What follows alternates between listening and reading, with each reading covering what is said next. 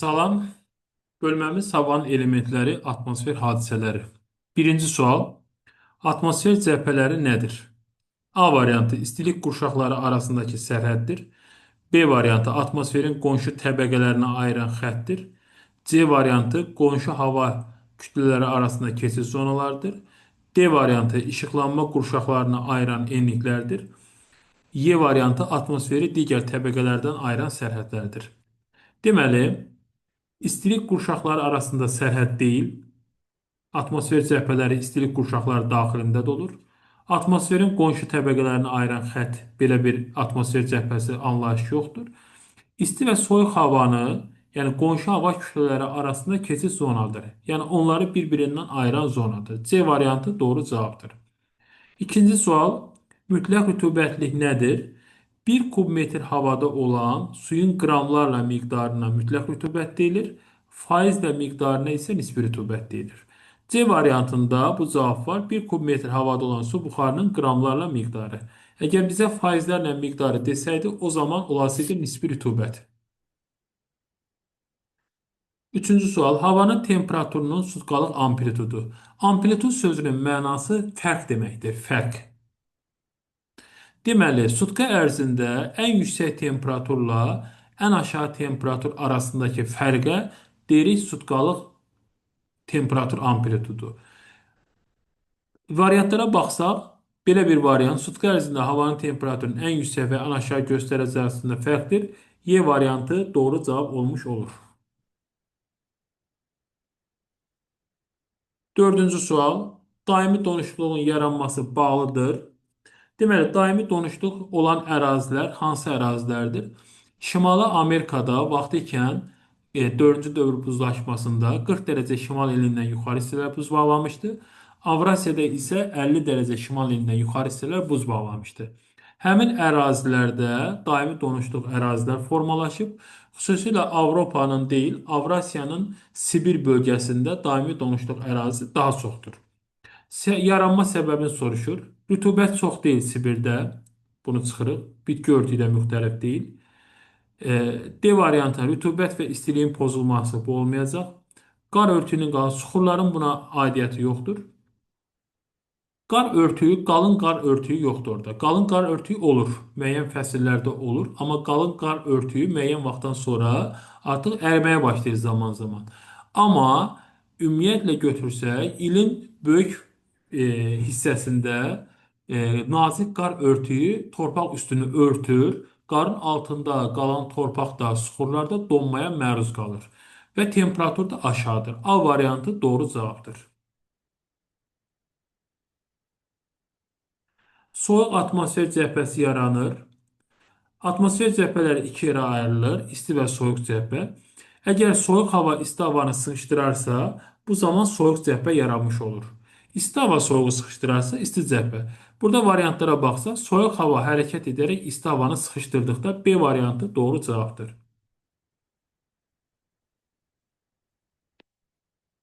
Atmosferdə olan ozon təbəqəsinin rolu, ozon təbəqəsi stratosferdə yerləşir.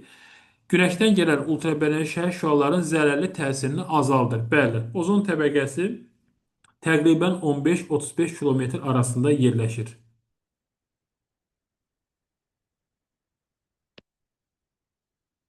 7-ci sual, hansı hava şəraitində sutkalıq temperatur amplitudu daha böyük olar? A variantında yağıntılı havanı çıxırıq, B variantında bulutlu havanı çıxırıq, C variantında yağıntılı havanı çıxırıq, Y variantında qarlı və bulutlu havanı çıxırıq. Bulutsuz havalarda amplitud daha çox olur. 8-ci sualda, deməli, 8-ci sualda bizdən soruşur ki, bu dəfə hansı hava şəraitində sutkalıq temperatur amplitudu kiçik olar? Kiçik olur bulutlu yağıntılı havalarda. Bunu çıxırıq. Günəşli küləkli hava bunu çıxırıq. C variantında quru aydın hava çıxırıq. D variantında aydın havanı çıxdıq. Y variantı doğru cavabdır. Xəritələrdə 9-cu sual. Eyni temperatura və eyni təzyiqə malik olan nöqtələri birləşdirən xəttlər. İzoqeydlər yağıntıya aiddir. İzobatlar dərinliyə aiddir. Horizontal eyni hündürlükdür. D variantı doğru cavabdır. İzoterim, izobar. İzoterim temperaturu eyni olan nöqtələri birləşdirir. İzobarlar da təzyiqə eyni olan nöqtələri birləşdirir. D variantı doğru cavabdır. Y variantında izoqiyetlər yağıntıdır, izobat dərinlikdir.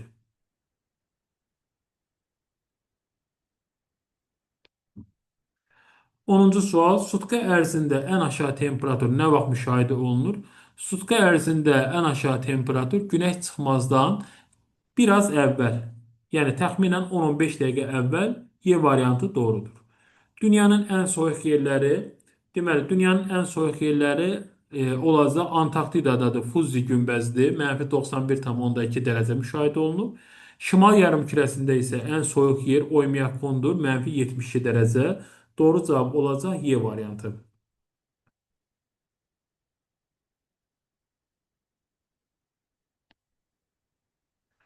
12-ci sual. Atmosfer cəbhə, isti atmosfer cəbhəsi yaranır. İsti hava ilə soyuq hava əks istiqamətdə hərəkət etdikdə deyil, soyuq hava hərəkət edərək isti havanı sıxışdırdıqda soyuq cəbhə yaranır. İsti havanın sabit vəziyyətində olmayacaq. İsti hava hərəkət edərək soyuq havanı sıxışdırdıqda D variantı doğru cavabdır. 13-cü sual. Yüksəkliyə doğru atmosfer təzyiqinin dəyişməsinin səbəbi, deməli, yuxarı getdikcə hər 100 metrdə atmosfer təzyiqi 10 millimetr azalır və yaxud 1000 metrdə 100 millimetr azalır. Bunun səbəbi havanın sıxlığının azalmasıdır. Yer səthinə yaxın təbəqədə hava daha sıxdır. Yuxarı getdikcə havanın sıxlığı azaldığı üçün və nəticədə təzyiq də azalmış olur. C variantı doğru cavab.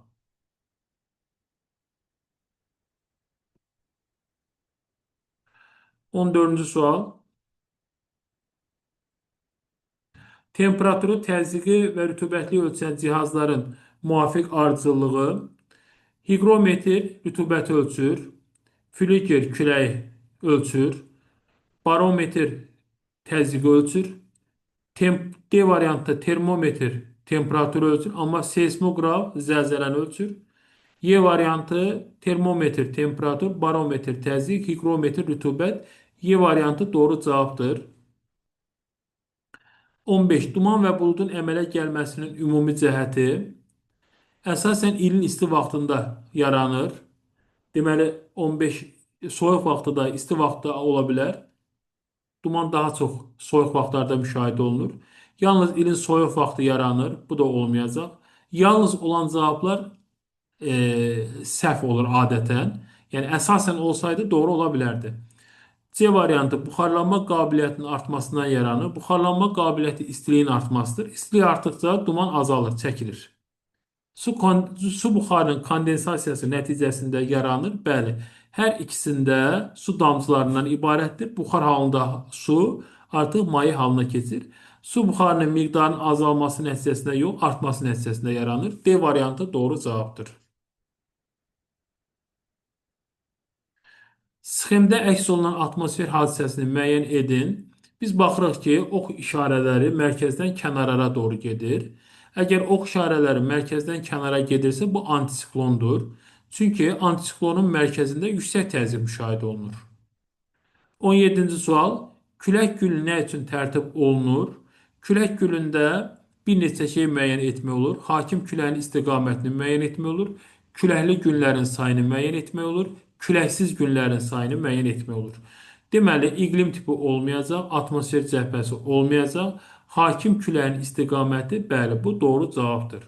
Hakim küləklərlə bərabər küləksiz günlərin sayını da müəyyən etmək olur. 17 C variantı.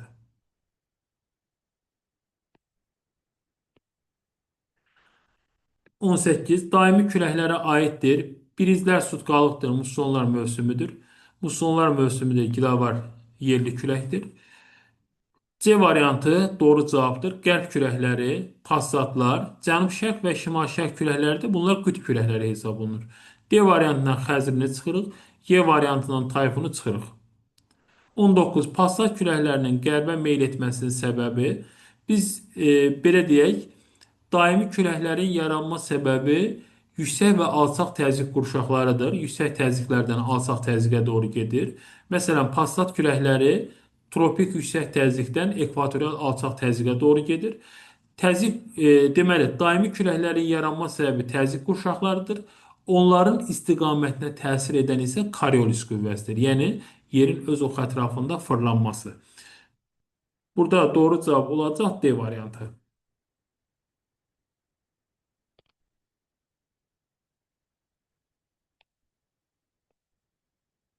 Atmosfer yağıntısı 20-ci sualda.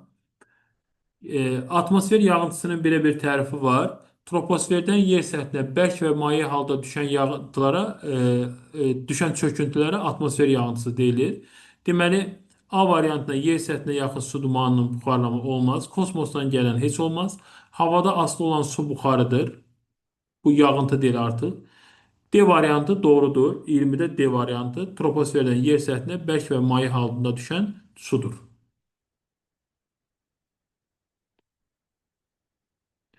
21.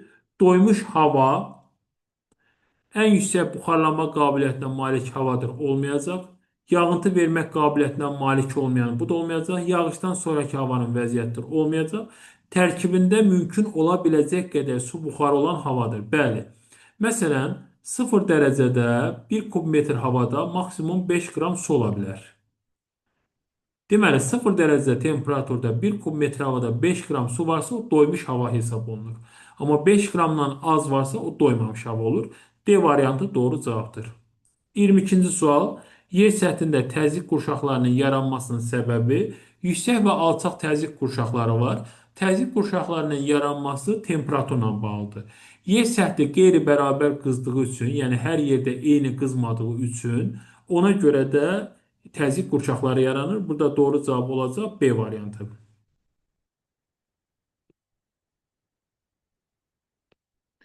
Ekvatorial enliklərdə alçaq təzyiq qurşağının yaranmasının səbəbi ekvatorda il boyu istidir. İsti olan yerlərdə qalxan hava müşahidə olunur. Yəni qızmış hava yuxarı qalxır, sürətlə yuxarı qalxır.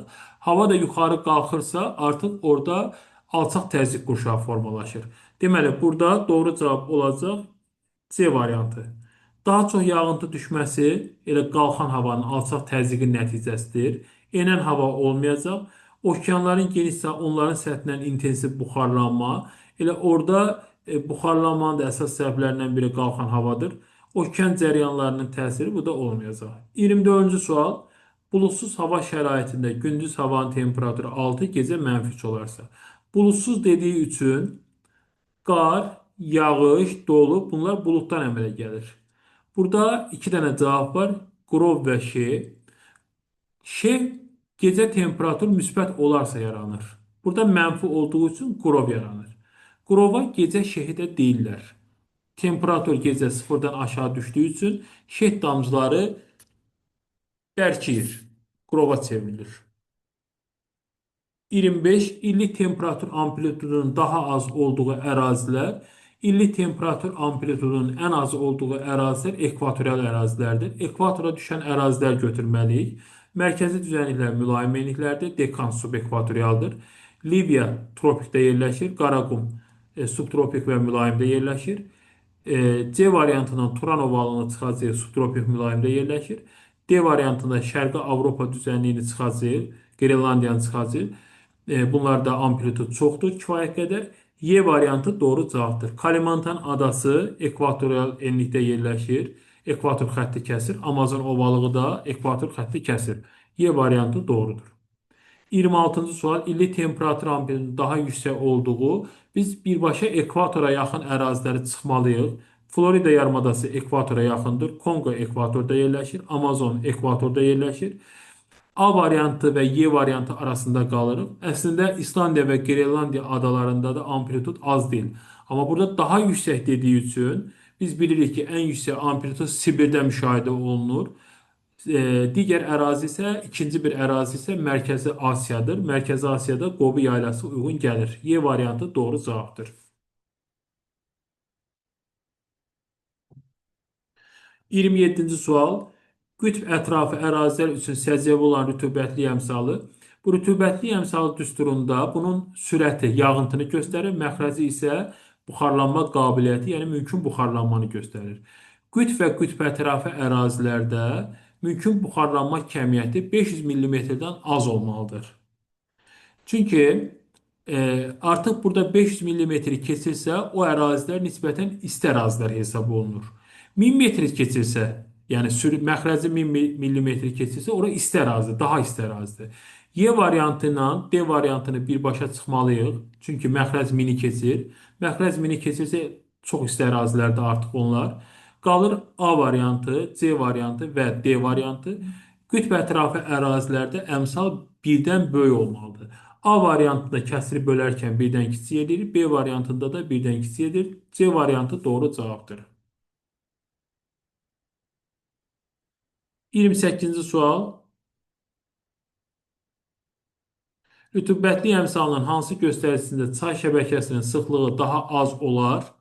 Deməli, bu kəsirləri bölərkən ən kiçik ədəd hansında alınsa, orada çay şəbəkəsi də seyri olacaq. Kəsirləri bölərkən ən kiçik ədəd D-də alındığı üçün doğru cavab D-dir.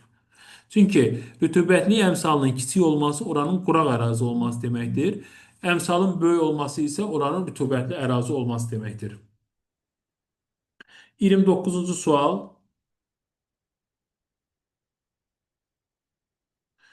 Bir-birinə yaxın olan dağ zirvələrinin mütləq hündürlüyü 4000 və 2370-ə bərabərdir. Onlar arasında təzyiq fərqini müəyyən edin. Biz belə eləməliyik burada. Böyükdən kiçiyə çıxırıq. 4000 çıxar 2370. Bu eləyəcək 1630 metr fərq. Biz bilirik ki, 1000 metrə 100 millimetr fərq varsa, 1630-a x. X bərabər olacaq 163 millimetr. Deməli, doğru cavab olacaq A variantı.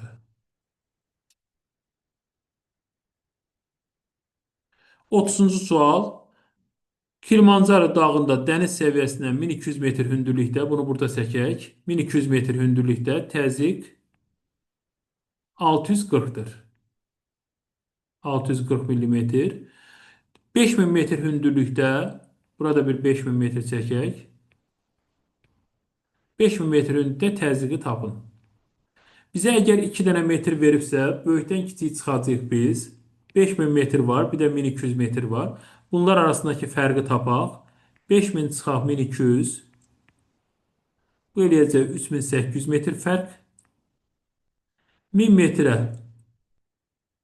100 isə 3800 metrə x millimetr. X bərabər də alırıq 380 millimetr fərq. Yəni, bunlar arasında 380 millimetr fərq var. Yuxarı getdikcə biz bilirik ki, təzyiq azalır. Ona görə də 640-dan 380-i çıxmalıyıq. Bu da eləyəcək 260. Doğru cavab olacaq 260. B variantı. 31-ci sual. Hansı məntəqələr arasında külək daha zəif əsər? Biz bilirik ki, külək temperatur və təzyiq fərqi məntəqələr arasında nə qədər az olarsa, o qədər az əsmiş olacaq. Məsələn, burada N ilə P-yə baxsaq, N-ə 750 yazılıb, P-yə 755. Cəmi 5 millimetr fərq var bunların arasında. N-lə P. Elə doğru cavab N-lə P-dir. Amma digər variantlara da bir neçəsinə baxaq. Tutaq ki, olsun O-la M. O 760-dır. M isə 770-dir. Bunların arasında 10 millimetr fərq qalır. Amma N ilə P arasında cəmi 5 millimetr fərq var. Ən az fərq də budur. Demək külək daha zəif əsəcək. 32-ci sual tam bunun əksi. Külək daha güclü əsər. Burada baxırıq ki, hansılar arasında fərq çoxdur. N ilə P arasında cəmi 5 millimetr fərq var. Bu çox deyil. M ilə N-ə baxaq. M-də 770-dir, N-də 750-dir. Bu məntəqələrin hər birisinə bir-bir baxsaq, ən çox fərq M ilə N arasında olacaq. M ilə N arası doğru cavab olacaq. Y variantı doğru cavab.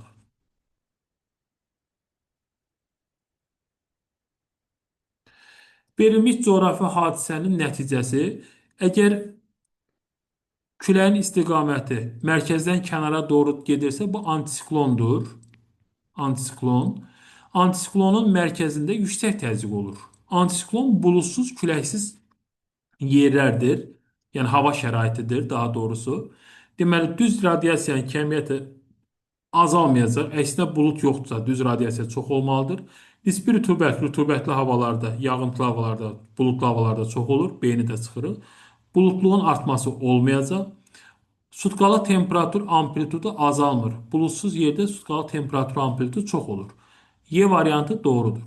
Əgər bulutluluq azdırsa, düz radiasiyanın kəmiyyəti artacaq. 33 Y variantı. 34. Verilmiş coğrafi hadisənin nəticəsi bu ox işarəsi içəri doğrulsa demək bu siklondur. Siklonda buludlu yağıntılı hava müşahidə olunur. Alçaq təzyiq sahəsidir. Buludluğun azalması olmayacaq. Buludlu yağıntısa nisbi rütubət çox olmalıdır. C variantı doğrudur. 35-ci sualda deyir ki, rütubətli əmsalın hansı göstərisində suxurların fiziki aşınması daha intensiv gedər? Biz bilirik ki, fiziki aşınma isti quraq ərazilərdə daha çox gedir. Bu kəsirləri bölərkən ən kiçik hansında alınsa rəqəm, deməli ən quraq ərazi odur. Biz burada quraq ərazi. Bütün kəsirləri bölərkən burada ən kiçik ədəd Y-də alınacaq. Təqribən 0,15 alınır burada. Deməli Y variantı doğru cavabdır. Ən quraq ərazi.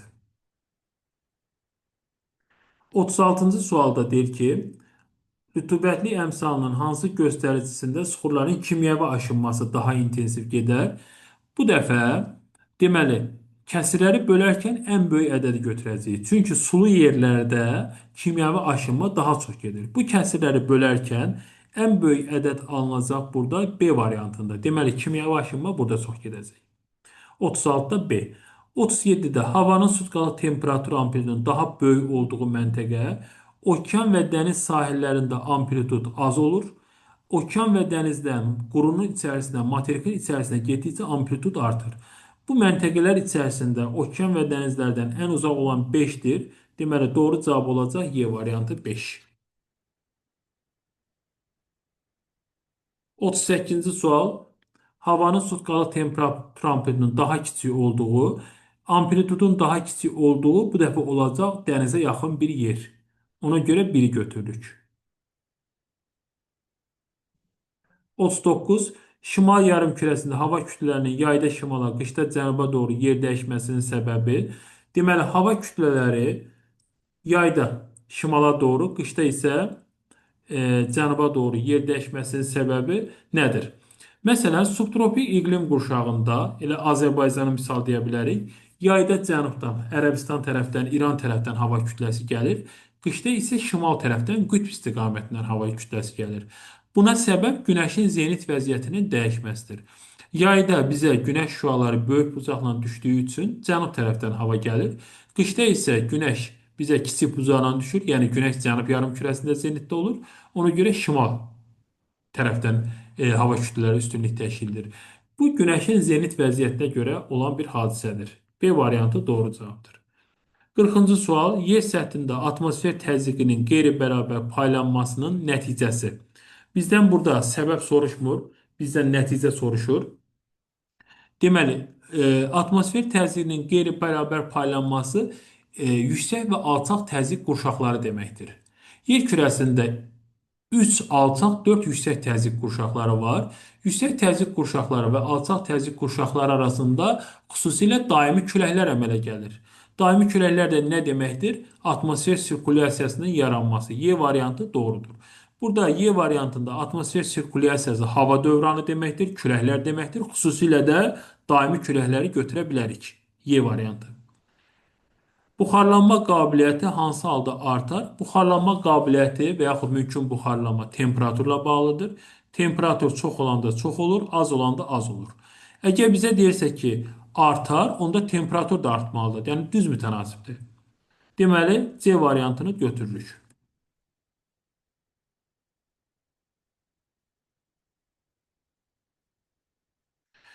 42. İllik temperatur amplitudunun sutkalıq amplituddan böyük olduğu. Əgər illik temperatur amplitudu sutkalıqdan böyük deyilsə, biz soyuq ərazilər götürməliyik. Soyuq ərazi. Deməli, burada soyuq ərazi bir dənə Sibir yaylası var. Digərləri ekvatorial, subekvatorial enliklərdə yerləşir. Ona görə bunları çıxırıq. Əgər bunun bizə tərsini desə ki, sutkalıq amplitud illikdən böyükdür, o zaman isti yerləri götürəcəyik. 43. Daimi küləklərin yaranma səbəbi nədir? Təzyiq qurşaqları. Daimi küləklər yüksək təzyiqdən alçaq təzyiq sahəsinə doğru gedir. Məsələn, passatlar tropik yüksək təzyiqdən ekvatorial alçaq təzyiqə doğru gedir. Deməli, burada doğru cavab olacaq A variantı. 44. Musson küləklərinin yaranma səbəbi musson küləkləri okeanla materik arasında yaranır. Okean və materik arasında il boyunca təzyiq fərqindən yaranır. Bilirik ki, okeanlar gec qızıb, gec soyuyur. Quru isə tez qızıb, tez soyuyur. Ona görə də yay aylarında okeandan materikə doğru, qış aylarında materikdən okeana doğru küləklər əsir. Bunlar musson küləkləridir. İldə istiqamətini 2 dəfə dəyişir. B variantı doğrudur. Buxarlanma qabiliyyətinin daha aşağı olduğu ərazi deyirsə, temperaturu aşağı olan ərazilər götürməliyik. İsti yerlərdə çox olur, soyuq yerlərdə az olur. Burada ən soyuq yerlər olacaq L-lə S, qütb və qütb ətrafı ərazilər. B variantı doğru cavabdır.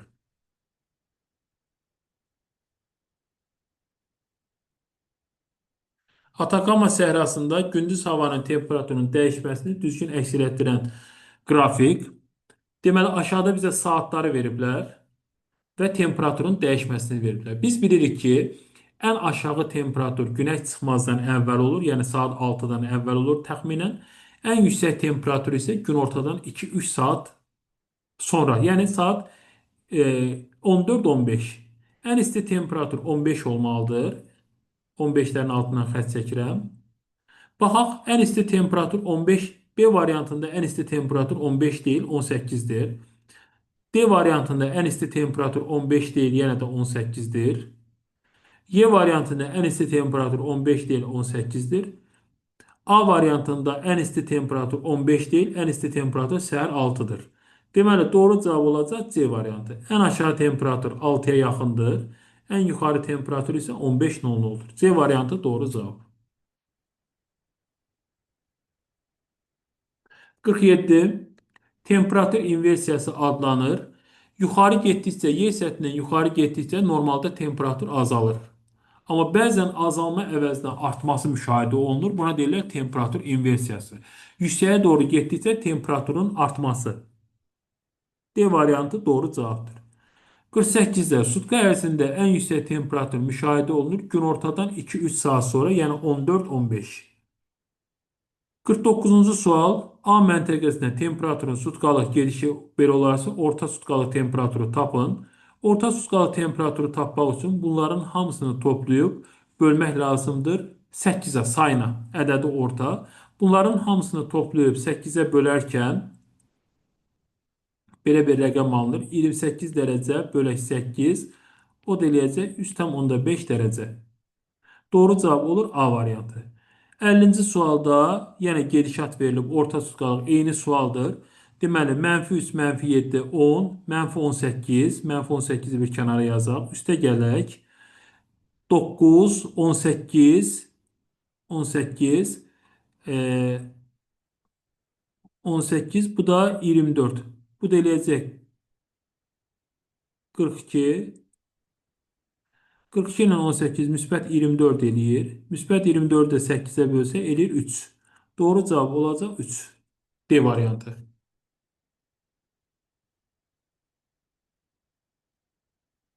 51-ci sual. Zirvələri qar xəttindən aşağıda yerləşən dağlar. Bu adətən hündürlüyü az olan dağlar olur. Qar xətti hündür dağlarda müşahidə olunur. Ekvatordan qütblərə doğru getdikcə qar xəttinin hündürlüyü azalır ümumiyyətlə. Biz burada əvvəlcə dağların hündürlüyünə görə qərar verək. Deməli, A variantında Pamir yüksək dağdır, qar xətti var. Tian-Şan yüksək dağdır, qar xətti var. C variantında Qafqaz, Alp, Pamir üçü də yüksək dağlardır, var. D variantında Himalay, Qafqazda var, qar xətti. Y variantında Uralın şimalında var. Ural orta dağ olsa da. Çünki qütbə yaxın əraziləri var. Skandinaviyada qar xətti var, hündürlüyü az olsa da. Çünki hündürlüyü az olsa da qütbə yaxın dağlarda qar xətti var. Alpıda çıxırıq. Doğru cavab olacaq B variantı. Kap Drakon böyük su ayrıcı həm hündürlüyü azdır, 4000 metrdən azdır, həm də isti zonada yerləşir. İsti zonada yerləşən və hündürlüyü 4000-dən az olan dağlarda qar xətti yoxdur. 52-də deyir ki, ən hündür zirvəsi daimi qar xəttindən yuxarıda yerləşən dağlar qrupu. Biz hündür dağları seçəcəyik. Xüsusilə 4000 metri keçən dağları seçəcəyik. A variantından Dragon getdi. B variantından Kopetdağ 4000-i keçmir getdi. C variantından Appalaz getdi.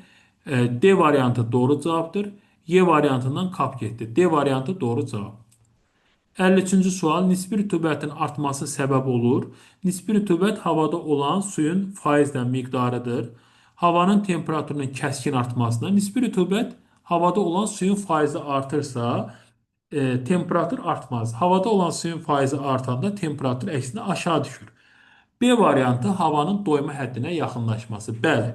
Tutaq ki, nisbi rütubət 60% idi, artdı oldu 80%. Deməli, doyma həddinə yaxınlaşır. Doyma həddi 100% hesab olunur. B variantı doğru cavabdır. 54-cü sualda nisbi rütubətin azalması səbəb olur. Məsələn, nisbi rütubət 70% idi, çevrildi oldu 30%. Deməli, hava doyma həddindən uzaqlaşacaq. A variantı doğru cavabdır. Temperatur kəskin azalmasına yox, nisbi rütubət nə zaman azalır? Temperatur artanda. Yağıntı verən buludların yaranması yox, əksinə buludlar çəkilmiş olacaq. Hava doyma həddinə yaxınlaşmır, əksinə doyma həddindən uzaqlaşır. Yağıntı yağma ehtimalı artmır, nisbi rütubət azalanda yağıntı vermə ehtimalı azalır. 55. Şəlakət nədir? Şəlakət antisiklonun mərkəzində tam küləksiz, sakit havadır. Deməli, D variantı doğrudur. 56 il ərzində istiqamətini 2 dəfə dəyişən passatlar daimi küləklərdir. Qərb küləkləri daimi küləklərdir.